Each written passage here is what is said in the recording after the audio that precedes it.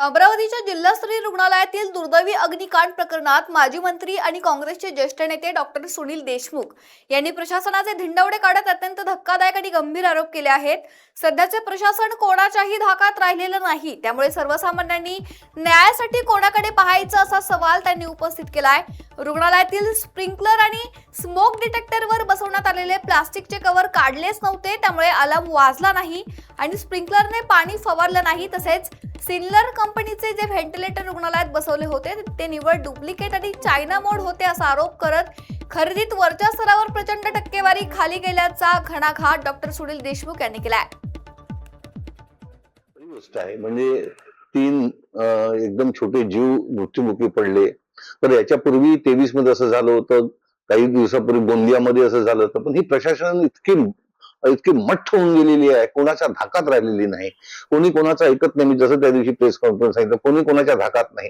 आणि त्यामुळे आज अशी परिस्थिती निर्माण झाली की सर्वसामान्य लोकांना स्वतःच्या जीवनासाठी कोणाकडे पाहावं, आरोग्यासाठी, अशी परिस्थिती निर्माण झाली। खरं तर ते संपल्याबरोबर त्यांनी ताबडतोब दखल घ्यायला होती। दखल घेऊन ते ऑडिट करून घ्यायला पाहिजे, दोन्ही ऑडिट करून घ्यायला पाहिजे होतं। इलेक्ट्रिक ऑडिट करून घ्यायला पाहिजे होतं आणि फायर ऑडिट करून घ्यायला पाहिजे। मला तर असं समजलं की जे त्यांनी स्प्रिंकलर आणि स्मोक डिटेक्टर लावले होते त्याच्यावरचं प्लास्टिकही काढलं नव्हतं।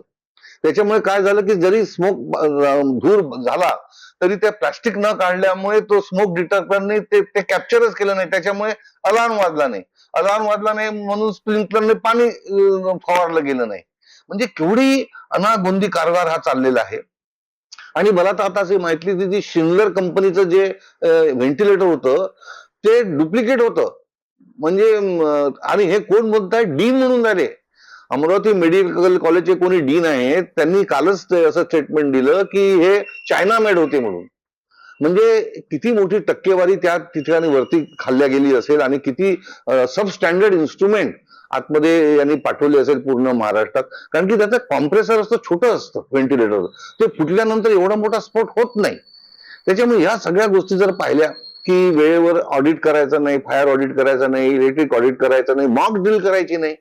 मॉक ड्रिल करणं हे फार अत्यंत महत्वाचं असते। सगळ्या हॉस्पिटलमध्ये ते होतात 3-4 महिन्यामध्ये की आग लागल्याबरोबर सगळ्यात जास्त जीव वाचवण्यासाठी मुला किंवा पेशंटला किती वेळात बाहेर काढता येता येईल, काय अडथळे येतील, हे सगळं पाहायचं आणि त्याप्रमाणे तो टाइम कमी करायचा। ती मॉक ड्रिल केली नाही 1.5-2 वर्षापासून। मला असं वाटतं सर्व गोष्टी शासनाच्या आणि शासनाचे जे अधिकारी आहे, ज्यांच्यावर ही जबाबदारी आहे, ते फक्त टक्केवारीमध्ये आणि ते टक्केवारी वरती पोहोचून देण्यामध्येच गुंग आहे। आपल्यावर कोणतीही कारवाई होणार नाही हे त्यांना फक्त